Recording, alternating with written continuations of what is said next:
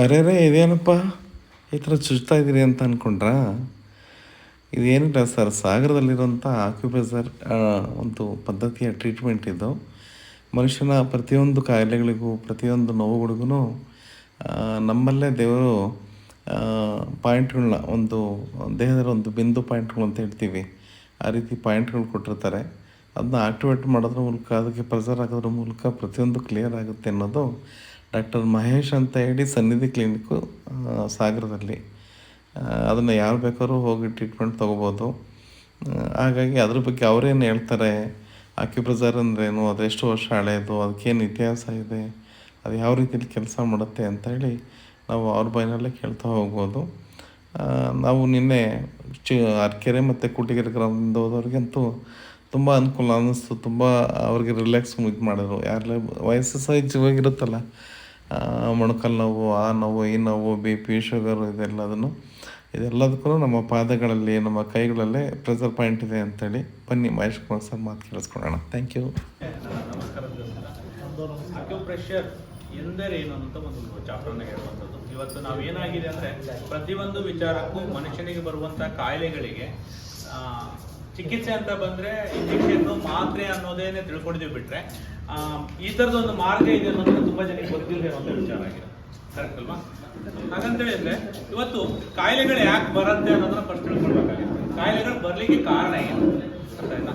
ನಮಗೆ ಇವತ್ತು ಪ್ರತಿದಿನದ ಚಟುವಟಿಕೆಗಳು ಇಲ್ಲದೆ ಇರುವುದರಿಂದ, ಹಾಗೇನೆ ಕುಡಿಯುವಂತಹ ನೀರು, ಸೇವಿಸುವಂತಹ ಗಾಳಿ, ತಿನ್ನುವಂತ ಆಹಾರ ಕೂಡ ವಿಷ ಅನ್ನೋದನ್ನು ನಾವು ದೃಢಪಡಿಸ್ತಾ ಇದ್ದೀವಿ. ಎಲ್ಲಿ ನೋಡಿದ್ರು ಕೂಡ ವಿಷದ ವಾತಾವರಣ ಸೃಷ್ಟಿಯಾಗಿರೋದ್ರಿಂದ ಮನುಷ್ಯನಿಗೆ ಕಾಯಿಲೆಗಳಿದೆ.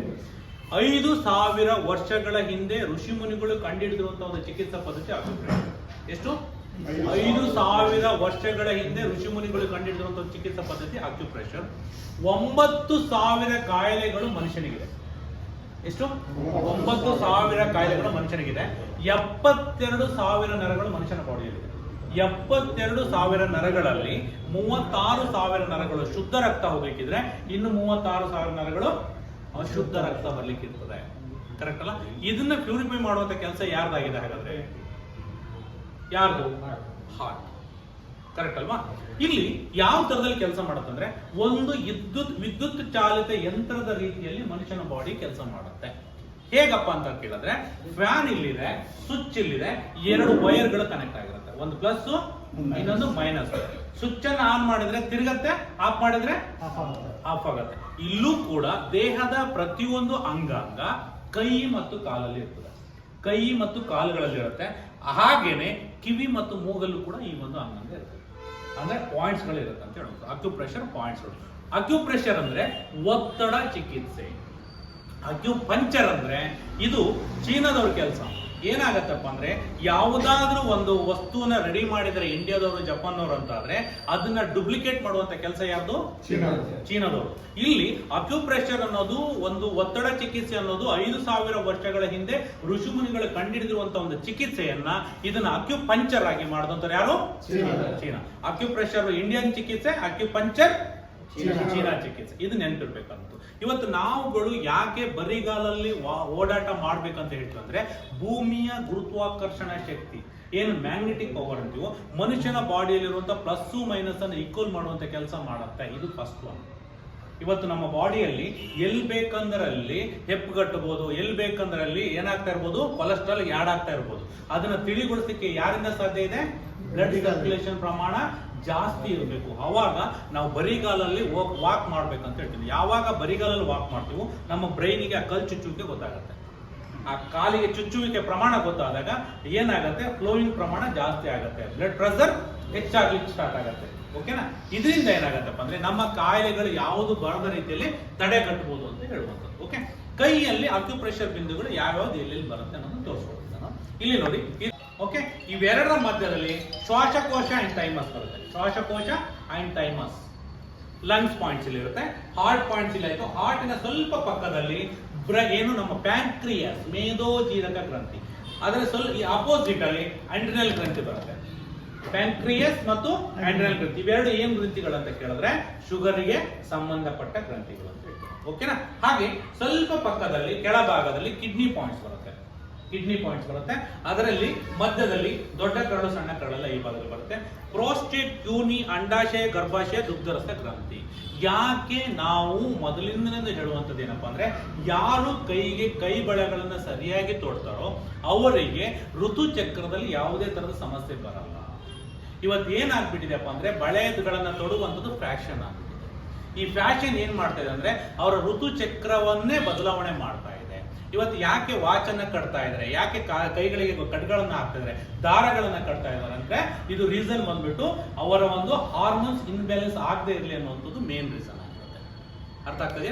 ಇಲ್ಲಿ ನಾವುಗಳು ಏನಾಗ್ತಾ ಇದೆಪ್ಪ ಅಂದ್ರೆ, ಇವತ್ತು ಯಾವುದೋ ಒಂದು ನಮ್ಮ ಸಂಸ್ಕೃತಿಯಿಂದ ದೂರ ಬಿಟ್ಟು ನಾವು ಏನಾಗ್ತಾ ಇದೀವಪ್ಪ ಅಂದ್ರೆ, ಒಂದು ಫ್ಯಾಷನ್ ಆಗಿ ಹೋಗ್ತಾ ಇರೋದ್ರಿಂದ ಇವತ್ತು ಪ್ರತಿಯೊಬ್ಬರಲ್ಲೂ ಕೂಡ ಕಾಯಿಲೆ ತುತ್ತಾಗ್ತಾ ಇರುವಂತದ್ದನ್ನ ನಾವು ಕಾಣ್ತೀವಿ. ಇವತ್ತು ಋತುಚಕ್ರ ಸರಿ ಇಲ್ಲ ಅಂತ ಆದ್ರೆ ಅರ್ಥ ಏನು? ಋತುಚಕ್ರ ಸರಿ ಇಲ್ಲ ಅಂತ ಆದ್ರೆ ಮುಂದಿನ ಒಂದು ಜೀವನ ಏನಾಗ್ಬೋದು, ಅಸಂಭವ ಅನ್ನೋ ಲೆಕ್ಕದಲ್ಲಿ ನಡೀಬೋದು. ಕರೆಕ್ಟ್ ಅಲ್ವಾ? ಇವತ್ತು ಏನು ಮದುವೆ ಆಗ್ತಾರೋ, ಮದುವೆ ಆದ್ಮೇಲೆ ಅವರ ಬಯಕೆ ಏನಿರುತ್ತೆ, ಮಕ್ಕಳಾಗ್ಬೇಕನ್ನೋ ಬಯಕೆ, ಆ ಮಕ್ಕಳಿಗೆ ಮಕ್ಕಳಾಗ್ಬೇಕನ್ನೋ ಬಯಕೆ ಇರ್ತದೆ. ಇವತ್ತು ಏನಾಗ್ತಿದೆಪ್ಪ ಅಂದ್ರೆ, 18 ರಿಂದ 30 ವರ್ಷದ ಹೆಣ್ಮಕ್ಳನ್ನ ಚೆಕ್ ಮಾಡಿದ್ರೆ ಅಲ್ಲಿ 60% ಮಕ್ಕಳಿಗೆ ಋತುಚಕ್ರ ಆಗ್ತಾ ಇರಲ್ಲ, ಪೀರಿಯಡ್ಸ್ ಆಗ್ತಾ ಇರಲ್ಲ. PCOD ಪ್ರಾಬ್ಲಮ್ ಅಂತ ಕರಿತೀವಿ ನಾವು ಅದನ್ನ. ವೈಟ್ ಡಿಸ್ಚಾರ್ಜ್ ಆಗ್ತಾ ಇರ್ಬೋದು, ಹೊಟ್ಟೆ ನೋವು ಬರ್ತಾ ಇರ್ಬೋದು, ಅಥವಾ 3 months once ಪೀರಿಯಡ್ ಆಗ್ತಾ ಇರ್ಬೋದು, ಅಥವಾ ಪೀರಿಯಡ್ಸ್ ಆದ್ರೂ ಕೂಡ ರೆಗ್ಯುಲರ್ ಆಗಿ 10 days ವರೆಗೂ ಬ್ಲೀಡಿಂಗ್ ಆಗ್ತಾ ಇರುವಂತದನ್ನ ನಾವು ಗಮನಿಸ್ತಾ ಇದ್ದೀವಿ. ಇದಕ್ಕೆಲ್ಲ ಮೇಜರ್ ಕಾರಣ ಅಂತ ಬಂದ್ರೆ, ಇವತ್ತು ನಾವು ಕುಡಿಯುವಂತ ಗಾಳಿ, ನಾವು ಕುಡಿಯುವಂತ ಆಹಾರ, ನಾವು ಸೇವಿಸುವಂತ ನೀರು, ಇದೆಲ್ಲದರ ಹೆಚ್ಚಿನದಾಗಿ ಇವತ್ತು ಮೊಬೈಲ್ ಅಂತ ಬಳಕೆ ಕೂಡ ಅವ್ರನ್ನ ಗುರಿಪಡಿಸ್ತಾ ಇದೆ. ಅದಕ್ಕಿಂತ ಹೆಚ್ಚಿನದಾಗಿ ಅವರ ಕೈಗೆ ಕೈ ಬಳೆ, ಕಾಲಿಗೆ ಕಾಲ್ ಚೈನ್ ತೊಡೆದಿರೋದು ಕೂಡ ಅದಕ್ಕೆ ರೀಸನ್ ಅಂತ ಹೇಳ್ಬೋದು. ಇವತ್ತು ಕೈಯಲ್ಲಿ ಏನ್ ಪಾಯಿಂಟ್ಸ್ ತೋರಿಸಿದ್ನೋ ಕಾಲಲ್ಲೂ ಕೂಡ ಅದೇ ತರದ ಪಾಯಿಂಟ್ಸ್ಗಳು ಬರ್ತಾ ಇದೆ. ಓಕೆನಾ? ಇಲ್ಲಿ 72,000 ನರಗಳು ಇದೆ ಅಂತ ಆದ್ಮೇಲೆ ನಮಗೆ ಏಜ್ ಆಗ್ತಾ ನರಗಳು ಕಡಿಮೆ ಆಗ್ತಾ ಹೋಗತ್ತಾ? ಯಾವುದೇ ಕಾರಣಕ್ಕೂ ಕಡಿಮೆ ಆಗಲ್ಲ. ಕರೆಕ್ಟ್ ಅಲ್ವಾ? ಯಾವಾಗ 40 ವರ್ಷದ ಮೇಲ್ಪಟ್ಟು ನಮ್ಮ ಕಾಯಿಲೆ ಬರುತ್ತೆ, ಯಾಕೆ ಬರುತ್ತೆ ಅಂದ್ರೆ, ನಾವು ತಿನ್ನುವಂತ ಫುಡ್ ಪ್ರಮಾಣ ಕಡಿಮೆ ಆಗ್ಲಿಕ್ಕೆ ಸ್ಟಾರ್ಟ್ ಆಗುತ್ತೆ, ನಮ್ಮ ಆಕ್ಟಿವಿಟೀಸ್ಗಳು ಕಡಿಮೆ ಆಗ್ಲಿಕ್ಕೆ ಸ್ಟಾರ್ಟ್ ಆಗುತ್ತೆ. ಕರೆಕ್ಟ್ ಅಲ್ವಾ? ಇದನ್ನ ನಾವು ಕರೆಕ್ಟ್ ಆಗಿ ಫಸ್ಟ್ ಅರ್ಥ ಮಾಡ್ಕೋಬೇಕು. ಇನ್ನೊಂದು ವಿಚಾರ ಹೇಳಿಕ್ಕೆ ಇಷ್ಟಪಡ್ತೀನಿ. ನಾನು ಆರೋಗ್ಯವಂತ ಆಗ್ಬೇಕಂದ್ರೆ ಏನ್ ಮಾಡ್ಬೇಕು, ಇದನ್ನ ಈ 2 ಪಾಯಿಂಟ್ಸ್ ಅನ್ನು ನೆನ್ಪಿಡ್ಬೇಕು. ಫಸ್ಟ್ ಒಂದು ಪಾಯಿಂಟ್, ನಾನು ಆರೋಗ್ಯವಾಗಿರ್ಬೇಕಂತಂದ್ರೆ ನನ್ನ ಸುತ್ತಮುತ್ತಲಿರುವಂತ ವಾತಾವರಣದಲ್ಲಿರುವಂತವ್ರು, ನನ್ನ ರಿಲೇಷನ್ ಆಗಿರ್ಬೋದು, ನನ್ನ ಅಕ್ಕ ಸ್ನೇಹಿತರೆ, ನಮ್ಮ ಎದುರುಗಡೆ ಇರೋದು ಯೋಗೀಶ್ ಅಂತೇಳಿ ಅರ್ಬಿಲ್ ಚಿಕ್ಕರಂದವರು. ಆ್ಯಕ್ಚುಲಿ ಅವರು ಆಕಸ್ಮಿಕ ಸಾಗರಕ್ಕೆ ಬಂದರು, ಸನ್ನಿಧಿ ಕ್ಲಿನಿಕ್ಗೆ ಬಂದಿದ್ದಾರೆ. ಸರ್, ಒಂದು ಸಿಟ್ಟಿಂಗ್ ಟ್ರೀಟ್ಮೆಂಟ್ ಆಯಿತು. ಏನು ಅನ್ನಿಸ್ತಾ ನಿಮ್ಗೆ? ಸುಮ್ಮನೆ ಜಸ್ಟ್ ಅದರದ್ದು ಬಾಡಿ ಎಲ್ಲ ಒಂಥರ ಆರಾಮ ಅನಿಸ್ತೈತೆ, ನಿರಾಳ ಅಂತೀವಲ್ಲ ಹಂಗೆ.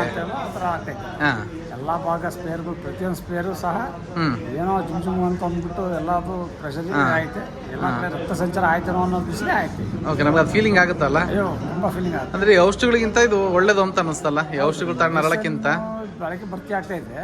ಅದ್ರ ಬದಲಿ ನಾವು ಇದನ್ನ ಉಪಯೋಗಿಸ್ತಿದ್ರೆ ಡೈಲಿ, ನಮ್ಮ ಮೈಂಡ್ ಆರಾಮ ರಿಲೀಫ್ ಆಗುತ್ತೆ, ನಮ್ಮ ದೇಹನೂ ಚೆನ್ನಾಗಿದೆ. Okay sir, thank you.